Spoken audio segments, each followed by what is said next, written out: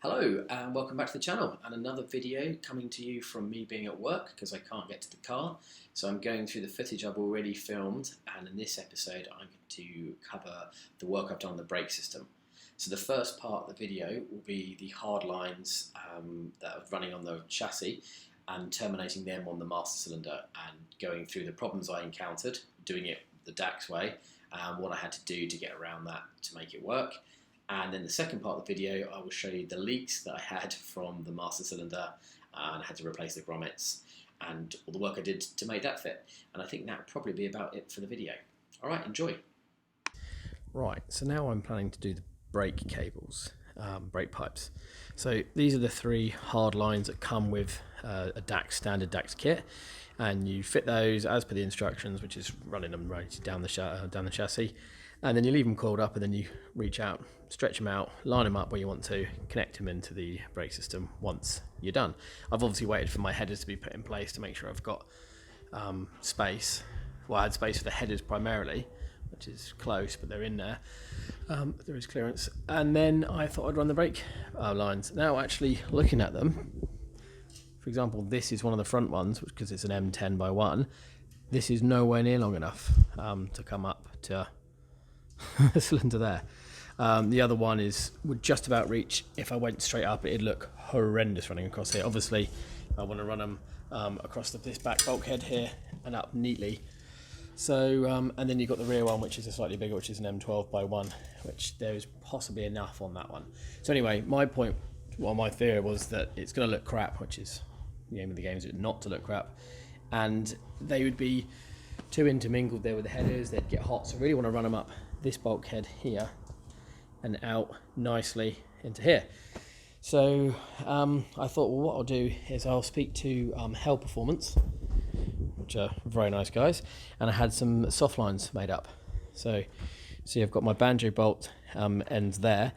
This one's at an angle because I'll show you later, it comes out nicer. I got 72 centimeters of stainless sprayed with or black covering obviously, and the ends on there. So that's the M12, the two M10s.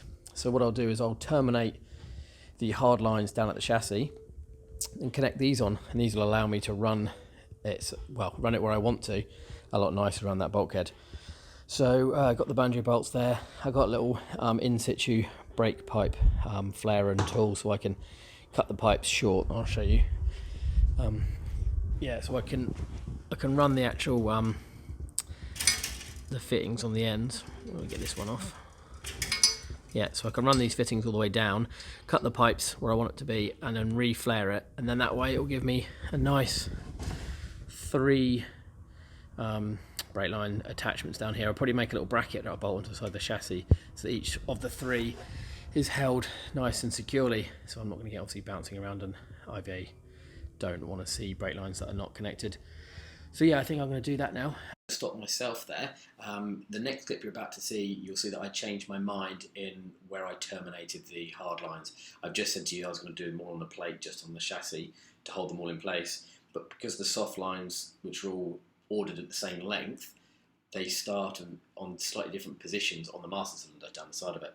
So when they come to terminate, they wouldn't all sit perfectly together inside the heat protection I wanted to put down them, and all terminate on the plate. So I've actually tucked them all over the back, or I plan to tuck them all over the back of the chassis and terminate them at individual lengths as to where it fits them comfortably, which you'll see in a minute. And I think it looks better, and I think it works better. So hopefully it works out right.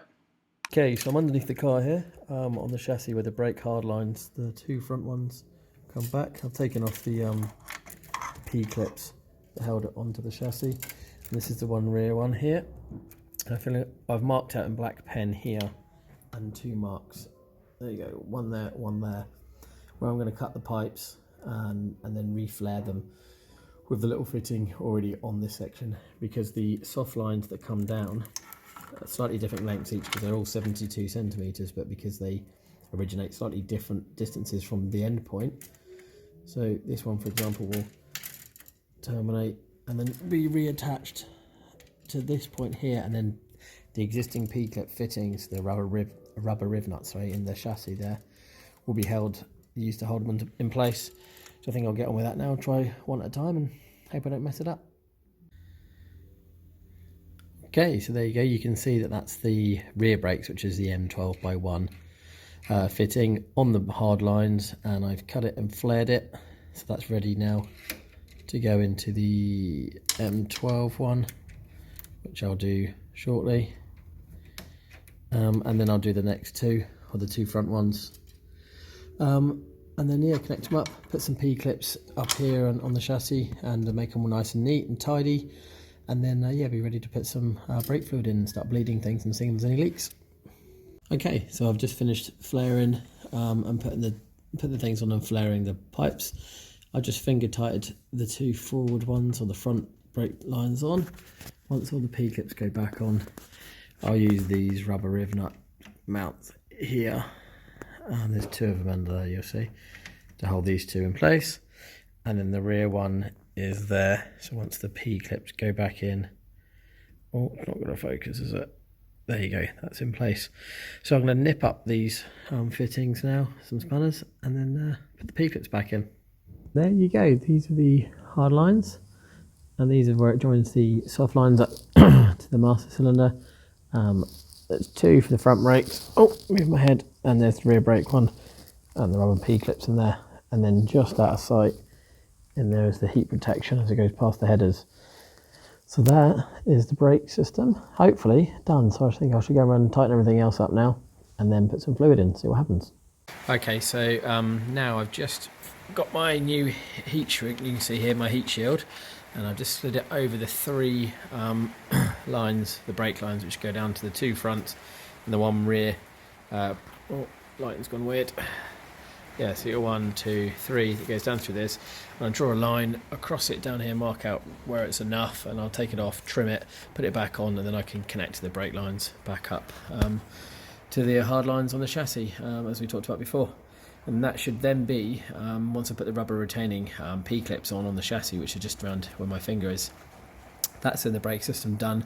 I'll pinch up all the nuts all the way around the banjos and on the brakes, and just make sure everything is nice and tight. And I think I'll start to bleed some brakes and see how it goes. So I've just been round the car and tweaked up all the fittings, all the brakes, put some fluid in, these are the brakes, and in the clutch. The clutch I tightened up at the same time. The clutch runs basically right down. I had the bleed valve open, but that seems to be completely pointless because it's just running out the bottom. So I've done it back up again and bubbles came out, and I've stamped the clutch a couple of times, and now I'm able to use the gear stick. So that one, as far as I'm concerned, that's bled at the moment. Small bubbles might come up over the next several hours, but yeah, all the major stuff is done. The clutch functions. The brakes, I put some tubes on the front. You can see the splashes on the floor. I just tried to get some fuel, some fluid through first until it started to weep out. Then I did them up. I did one at a time, and yeah, stamped it through until it feels like there's no, well, it doesn't look like there's any bubbles coming out, but at the moment I just leave them to stand and let any bubbles that are in the lines percolate to the high points. And then once it's actually engine's running, I've got some vacuum in the brake system, better do it a lot easier. So yeah, that's the brake system with fluid in. Right, so the next part of the video, you'll see it starts quite abruptly because for some reason I started talking before I really pressed record. But this is going to show you that I found a leak from the master cylinder and the top grommets, which I'm about to explain. And this is what I was doing to try and resolve that. And incidentally, at the same time as you watch this, you'll see the clearance underneath the master cylinder, where the header pipes sort of run. There's next to no clearance at this point. Because when this was filmed, I hadn't fired up the car yet. I was unaware of exactly how hot those headers get and how much damage they'd cause if I didn't change anything. So if anyone comments, I have actually had all the headers on the right hand side of the car redesigned, and there's plenty of clearance now. So yeah, if you think that when you see it, you are right, and I did work it out later on. That's what you get for never building a car before and having no instructions. So watch this and yeah, follow what I get up to here. I noticed that there was some brake fluid dripping on the floor, and it was running down the exhaust to the headers and dripping down there. And I realised that the top rubber grommet, which goes into the master cylinder, obviously got a bit nicked when I pushed the old, this fitting. I pushed it in because it was at a slight wonky angle and it was weeping around it. I mean, this one's pretty straight, so I'm assuming that one's all right, but excuse me, obviously where I've been using the brakes, just pressing them and checking the lights and making sure there's no leaks, obviously that pressure now is pushed past this. So I mean, you can see the condition of it on the inside. It's worse than I thought. It was a real pain to get them in, so now I need to try and find out what master cylinder this is. I've got a little number on it, which is D224. I think they're Escort Mark 6s, from what I understand. There's A4 written there. That's what I've read online that DAX sort of started supplying, but it's really hard to find out exactly what one it is. I'm not sure if I'm going to get through to John. I even gave him a call. So yeah, I'm going to try and see if I can source a couple of these and then press it back in. I mean, Christ knows how I'll do it, but I'll give it a go. So it's a bit annoying really, because everything was kind of getting there and I was one step backwards on the brake system. But hey ho, we'll continue. Really enjoying this, been able to put little comments in with the power of hindsight. So I moved on to another part of the video now, which was actually a fair few days after when I did the last bit you've just seen, because I just went round in circles trying to find a way of pushing those grommets in, back in the new grommets I found back into place, but I just couldn't. So I ended up having to replace the steel barbs that came from DAX with another set. So yeah, this part of the video is explaining what I did and how I did it, and then how I got the new ones to work. So the delivery from Car Builder Solutions. I ordered a couple more of these. They're classed on the website as Sierra master cylinder remote reservoir, whatever, lugs or something. Basically, it's pretty much exactly what this looked like when it turned up from what's it called? So DAX. So I was hoping that the Car Builder Solution ones, which have had machined for themselves, are slightly better fit than those ones, because I just could not get those back into the bungs. I was starting to damage the new set of bungs I've got. I obviously cut them down, drilled them out, tapped them so my banjo bolt for my brake reservoirs can go into the top of them.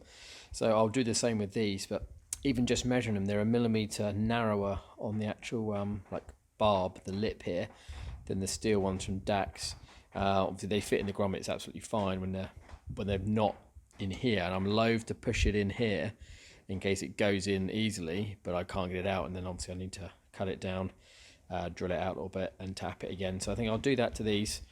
There's nothing to lose. They either work and then I'll keep them and they've already drilled and tapped at that point, or they don't work and I'm no better off.